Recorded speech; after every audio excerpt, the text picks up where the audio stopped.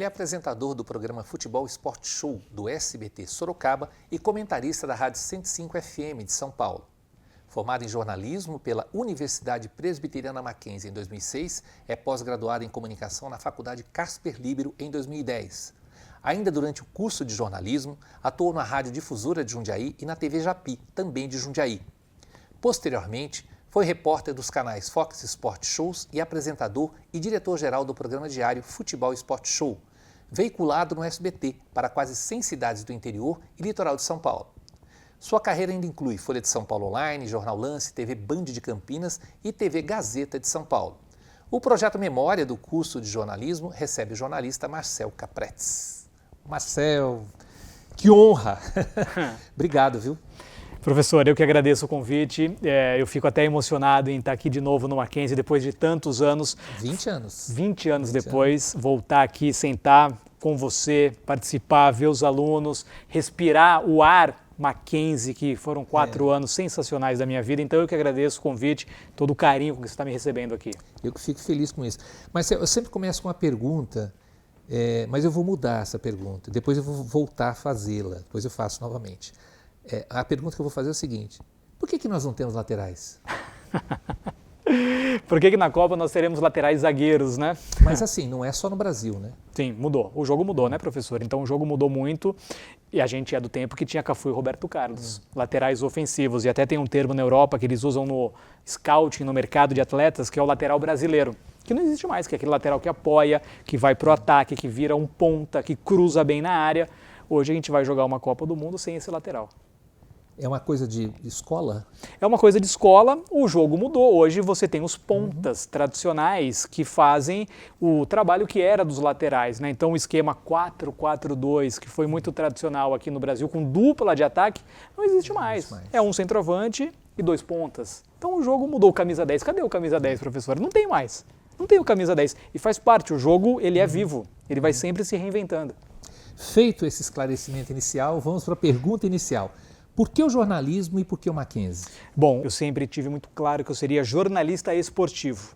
Então isso eu nunca titubeei, nunca pensei em outra coisa. E até hoje, 20 anos depois de formado, são 22 anos que eu atuo profissionalmente, porque eu aqui no terceiro ano, no terceiro semestre, em 2004, eu já atuava na Rádio Difusora de Jundiaí. Eu já fazia um estágio lá, professor, e aí eu comecei como repórter policial. Eu tinha aqui 6 horas da manhã, pegar os BOs da noite para dar as notícias ao vivo na rádio. E eu estudava aqui à tarde no Mackenzie, saía às 11h30 de Jundiaí. Você vinha de Jundiaí para cá? Vinha. Tinha um ônibus fretado, que vinha muita gente de Jundiaí fazer os mais variados cursos, só que eu tinha que 11h30 estar no ônibus. Então eu entrava às 6 horas da manhã, ficava até às 11 na rádio, comia rapidinho e vinha para cá. Enfim, mas o Mackenzie, eu entrei na lista de espera aqui em 2003, eu queria muito fazer Mackenzie.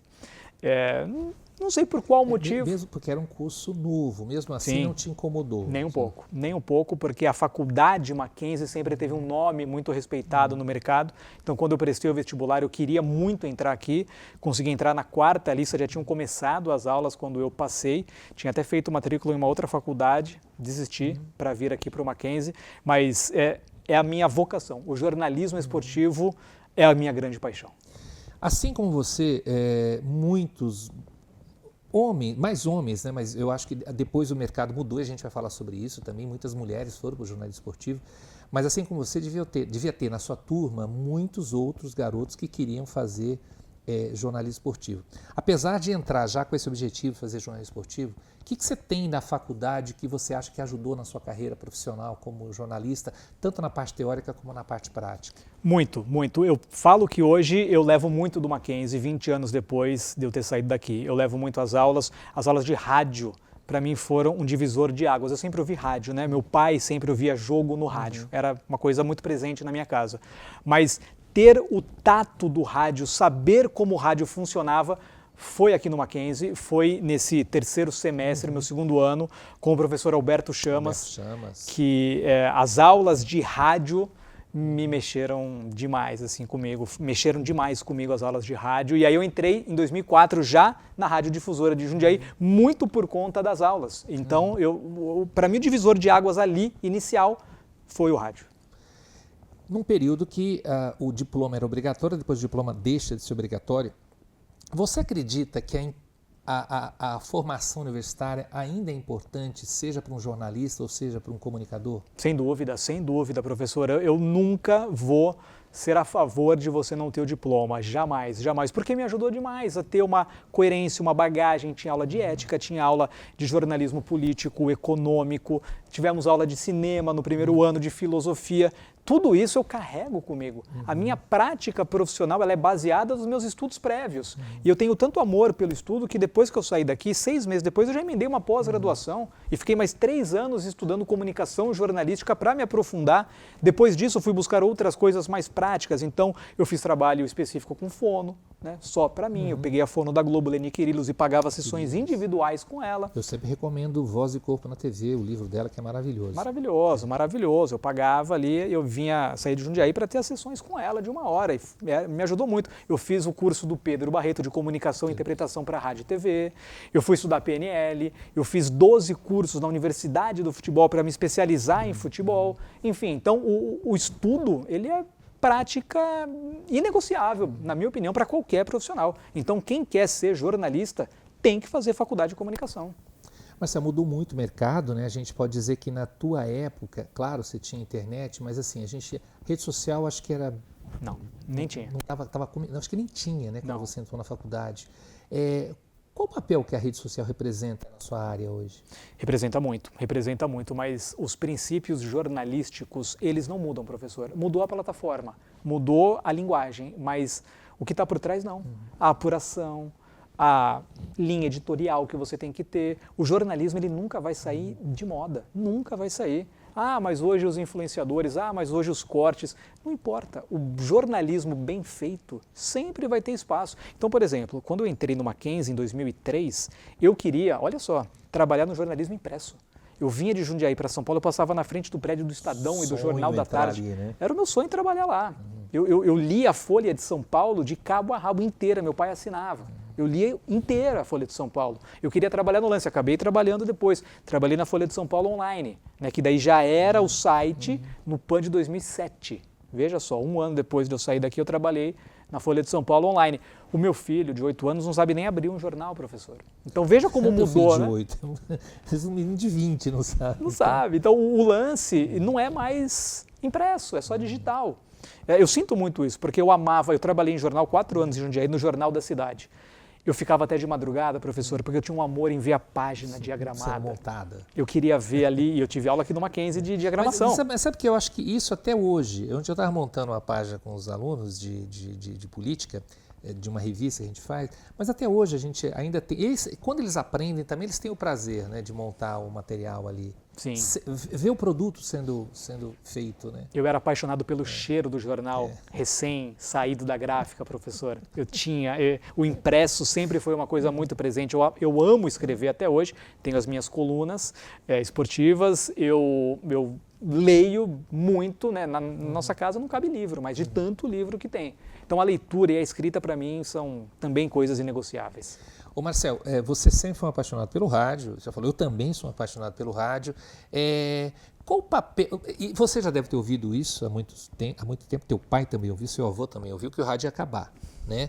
Qual a importância do rádio hoje, tanto no jornalismo esportivo, eu acho fundamental, tá? E como no jornalismo de forma geral? Não, o rádio nunca vai acabar, professor. Quando veio a TV, falavam que o rádio ia acabar, não acabou. Quando veio a internet, falaram que o rádio ia acabar e até que a TV vai acabar e não vai acabar. Ela vai ter sempre o seu espaço, o rádio vai ter sempre o seu espaço. Eu vejo a agilidade do rádio como algo também imprescindível para a sociedade. O rádio hoje ele é muito opinativo, né? E as boas opiniões também vão ter o seu espaço.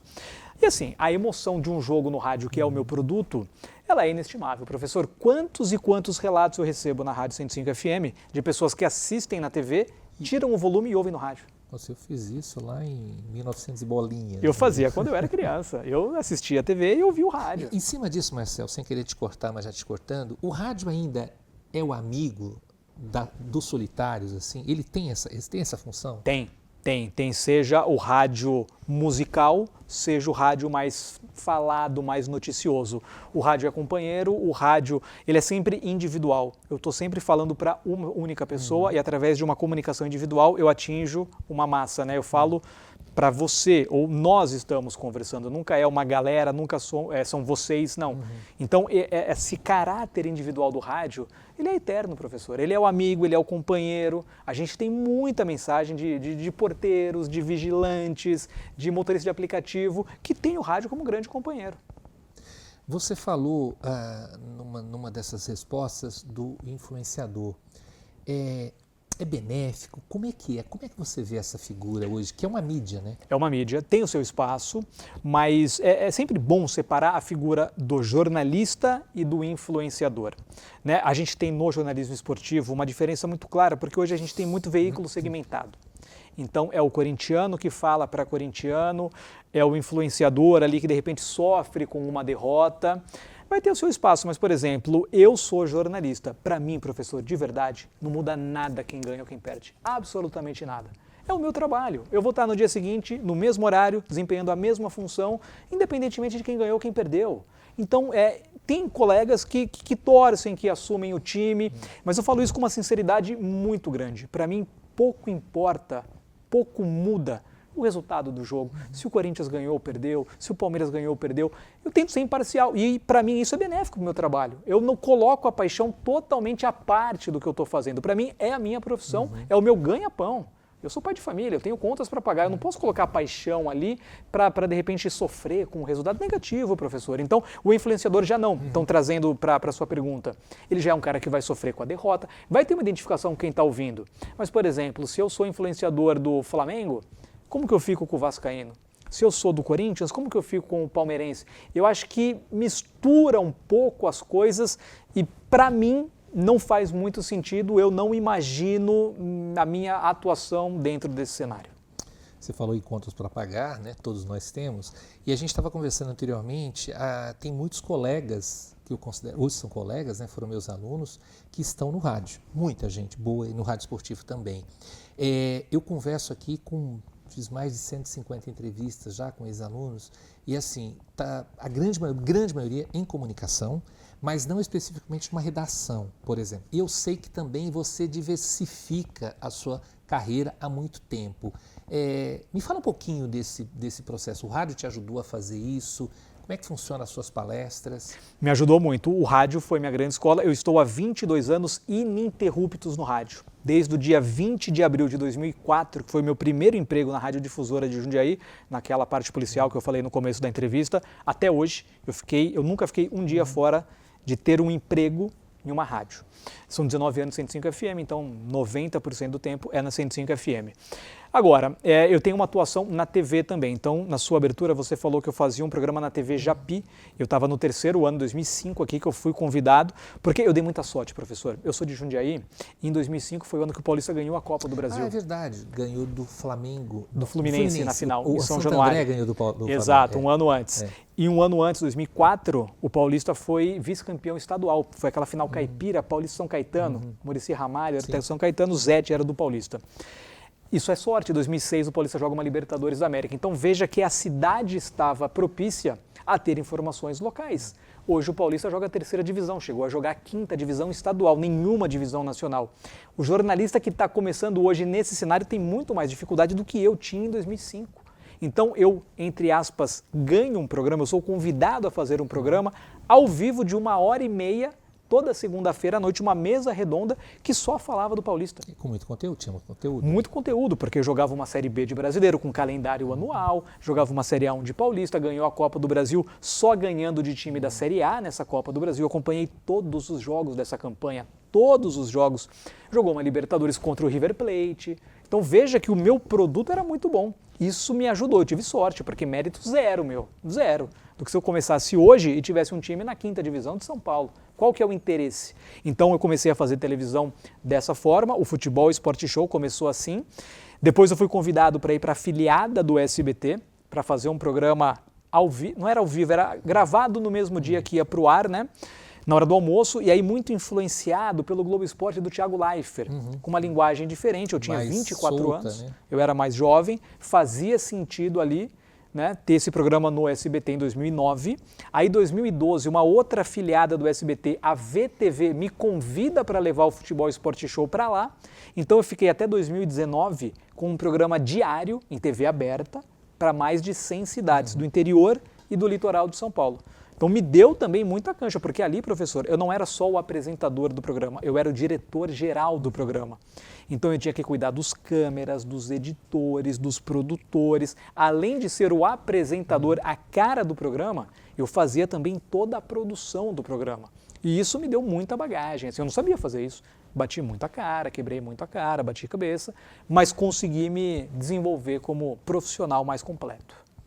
Mas você acredita que a formação de jornalismo, ela te ajudou a ir para outros caminhos? Ajudou, porque veja, professor, aqui na faculdade eu aprendi a editar, eu aprendi a gravar. Não, mas quando eu digo, não só especificamente no jornalismo, né? Por exemplo, quando você vai dar uma palestra, a tua atuação é na comunicação? Você está falando de comunicação? Sim, eu tenho 2 produtos que eu criei daí a partir disso, professor. Eu tenho uma palestra que eu pego temas do esporte e trago para a vida das pessoas. Então eu vou falar, por exemplo, que o Cafu foi reprovado em 11 peneiras.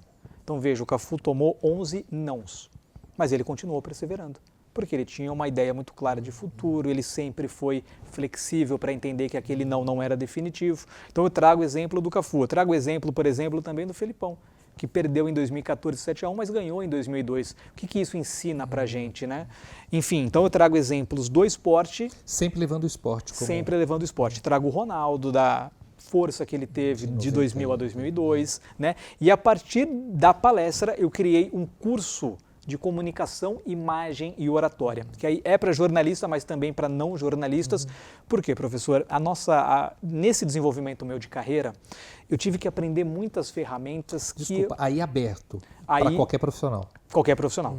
Eu tenho médico, eu tenho advogado, eu tenho dentista, engenheiro que faz o meu curso, que é online também. Eu acho importante que essas profissões saibam a comunicação também. Sem dúvida, professor. Então, coisas que eu aprendi aqui na faculdade eu levo até hoje e trago para essas pessoas, né? A comunicação, a fala, a melhor característica, a grande virtude de um comunicador, professor, não é falar, é saber ouvir. É saber ouvir, a outra pessoa mesmo em silêncio fala. Então, se eu não leio os sinais da outra pessoa, eu não sou um bom comunicador. Porque às vezes eu falo demais, a pessoa não está interessada em saber, ou eu não consigo ler que ela está interessada e eu falo pouco. Então, assim, as pessoas não sabem ouvir. Veja, é uma coisa que a gente aprende no dia a dia. As pessoas falam, ou falam do jeito errado, da forma errada. Né? Tem todo um processo para você ser um bom comunicador, que eu aprendi no rádio falando com massas, né? Uma TV aberta, uma rádio, ela vai falar com massas. Mas também no dia a dia, né? Eu fui desenvolvendo essas habilidades. Marcelo, 20 anos depois, que análise que você faz do jornalismo?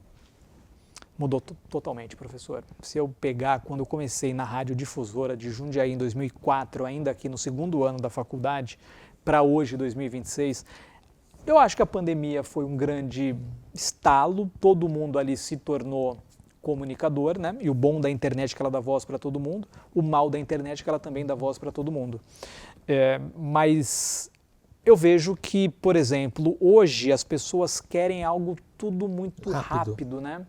E é possível isso. Eu tenho um celular, eu tenho uma rede social, eu posso gravar um vídeo e de repente viralizar.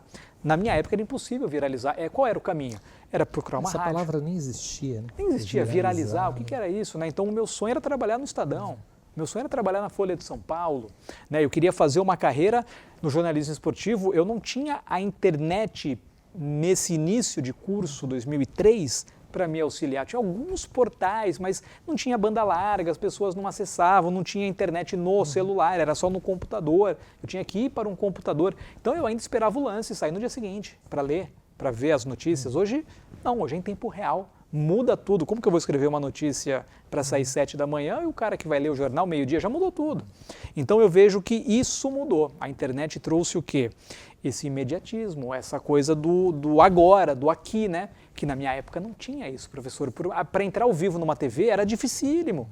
O caminhão, o link que tinha que gerar, você o tinha satélite. que alugar o satélite. Né? Poxa, quando eu fazia o meu programa no SBT, professor, era a Betacam que a gente entregava. Eu fiz o programa o que é Betacam? Era uma coisa dificílima, caríssima de fazer. Hoje manda por Internet. Ô Marcel, daqui a pouquinho a gente tem Copa do Mundo, né? E é talvez o evento de maior cobertura jornalística da história, né? Sempre esse daqui vai ser maior, principalmente porque está sendo realizado em 3 países. E a gente cresceu, você ainda pegou uma fase, eu sou anterior a esta fase, que era tudo dominado por um veículo que era a Globo, em termos de transmissão e tal. Hoje você tem uma divisão, né? Como é que você analisa esse mercado? Quer dizer, eu posso ver, a gente estava falando da Cazé TV, que até 8 anos atrás não existia, né? Era um garoto que se interessou por isso. Como é que você vê essa divisão de mercado? Eu vejo como... Desculpa, e como o rádio fica nisso? Certo, eu vejo como positiva, professor. Assim, a Copa do Mundo, ela sempre foi um evento de imagem, né? Uhum. É difícil você associar, por exemplo, um jogo do Brasil a uma transmissão de rádio, né? Claro, tem narrações marcantes, mas sempre são os personagens da TV que têm um protagonismo na comunicação em tempos de Copa do Mundo. Só que, veja, professor, a gente vai ter uma Copa, vou colocar com 50 dias. Apenas 20% do tempo são os jogos em si, 80% é o quê? É a conversa sobre o jogo. Então, a narrativa ela mudou um pouco no sentido de que a conversa sobre o jogo talvez seja mais importante do que o jogo. E vou explicar por uma questão geracional. Essa nova geração tem dificuldade em ver os 90 minutos de jogo. Tem dificuldade, é a geração do quê? Dos melhores momentos, dos gols, dos shorts. É muito difícil a gente ter, a exceção do jogo do Brasil, alguém que vá assistir os 90 minutos. Então, ter os direitos são importantes, eu não estou desmerecendo isso, não é isso. Eu estou trazendo um outro ponto, de que a conversa sobre o jogo ela vai ganhar uma relevância muito maior, porque pulverizou. Antes era apenas a Globo que transmitia, tinha os direitos de imagem, para eu ver o gol eu tinha que assistir os canais da Globo, e era só canal linear, não tinha o digital. Eu ficava muito restrito a isso. Hoje mudou. Todos os jogos não estão na Globo em 2026, estão na Cazé TV, que é um veículo digital. Por mais hoje que a internet banda larga ainda não tenha 100% de abrangência eficaz, que é um país gigante, o nosso Brasil, mas eu já tenho acesso pelo meu celular. Eu vou ver o jogo, eu não vou esperar passar no programa, eu vou ver a hora que eu quiser. Então, essa divisão, essa pluralidade trouxe o quê? Um domínio para quem vai falar sobre o jogo e não mais o domínio para quem só tinha a transmissão do jogo. Pegar um assunto agora, Marcel, a questão da mulher no jornalismo esportivo. Mudou muito da sua época? Mudou. Tem mais mulheres. Tem mais mulheres, isso é maravilhoso, professor, porque não pode ter preconceito de falar que só homem que entende de futebol. Eu sou totalmente contra. É a mesma coisa que falar que só é bom o técnico português. Não é verdade. Para falar de futebol, para ser um treinador de futebol, pouco importa a nacionalidade, pouco importa o gênero. Importa a competência, importa a qualidade. Então tem mulheres que falam muito bem sobre futebol, muito bem. Tem técnicos portugueses que são melhores, mas tem brasileiros que são muito bons também. Então rotular, para mim, é sempre diminuir a capacidade e a análise. Não, é só homem que sabe? Não, claro que não. Só técnico português, talvez que seja bom? Não, também não. Analisar a competência, analisar o trabalho e não o gênero, não a nacionalidade, enfim. Então eu vejo muito salutar. A mulher tem um olhar que o homem não tem. Não é melhor nem pior, é diferente o olhar sobre o jogo, assim como o ex-jogador tem um olhar diferente do que eu como jornalista, que nunca joguei profissionalmente. Então a pluralidade de visões, de pontos de vista são fundamentais. Eu acho que quem ganha é quem está assistindo. Vamos voltar lá para 2003, Marcel. O que você diria para o Marcel que estava querendo fazer jornalismo?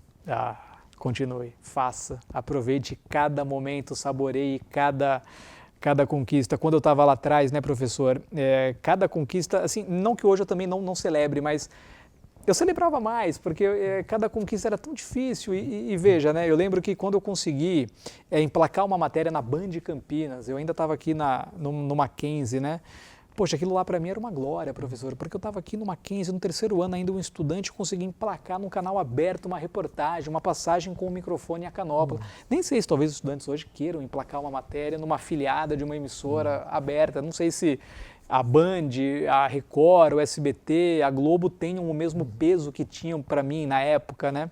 Quando eu consegui ter um programa em TV aberta, que eu decidi o que ia para o ar, poxa, aquilo para mim era uma conquista maravilhosa. Quando eu tinha o meu boletim na rádio, então eu saboreei muito, professor. Então, se eu pudesse falar 22 anos atrás, 23 anos atrás, quando eu entrei aqui em 2003, continue, entrei com 17 anos, né? Vale muito a pena e persevere que vai dar certo. Eu nem vou perguntar para você se você tem algum arrependimento de fazer jornalismo, que eu acho que você não tem. Nenhum, professor. Faria tudo de novo. Faria tudo de novo. Aqui depois a minha esposa veio estudar aqui também, então eu tenho uma questão afetiva com o Mackenzie, né? Foi um ano que a gente viveu aqui, a gente depois casou, teve filho, então tem uma questão do Mackenzie. E o Mackenzie, para mim, ele significou muito, ele tem um peso muito grande na minha vida, porque eu era um garoto de Jundiaí, então a minha visão de mundo era limitada. Quando eu venho para São Paulo, um mundo diferente se abre para mim, que eu associo, claro, ao Mackenzie. Né? Então eu estava ali no dia a dia de uma cidade menor. Eu venho para São Paulo, eu descubro um mundo novo, professor, que só me ajudou. Eu conheci pessoas diferentes, eu conheci culturas diferentes, ter contato com vocês, professores, eu levo cada um dos professores, né? Até, professor, a importância que você tem na minha vida é muito grande. O seu jeito de falar, o seu jeito de explicar, de se comunicar, me moldou, assim como os outros também, o Chamas, vários outros, né, que eu levo no coração. Então, o Mackenzie, para mim, ele tem um peso muito grande. Aqui eu só tenho coisas boas. Foram 4 anos espetaculares da minha vida. A gente fica muito feliz de saber também que, de alguma maneira, né, a gente ajudou, não só na sua formação, mas na formação. A gente falou tantos nomes antes de entrar aqui para gravar, né, que passaram por aqui. Você fala, porra, que legal, né? A gente formou bons profissionais e seres humanos melhores ainda. Então, Marcelo, obrigado por ter vindo. Eu sei que é difícil, você está vindo lá de Jundiaí, pegou um dia de folga para conseguir vir aqui. Eu estou tentando falar contigo faz um tempão, então muito obrigado. Professor, eu jamais poderia falar não para você, eu jamais poderia recusar um convite desse. Você não sabe o prazer que é para mim estar aqui. Eu são 22 anos trabalhando com isso, mas estar aqui para mim é diferente, estar aqui para mim tem um sentido muito especial, professor. Então eu te agradeço pela figura brilhante que você me recepcionou de uma maneira espetacular. Não tem como falar não para você, não tem como falar não para o Mackenzie. Então eu que agradeço, professor. Estou sempre à disposição para ajudar, para os alunos, para vocês, professores. É uma honra e dá um sentido para a minha vida de que, poxa, valeu a pena sendo lembrado para um programa aqui, para mim faz todo sentido. Obrigado, professor. Valeu, professor.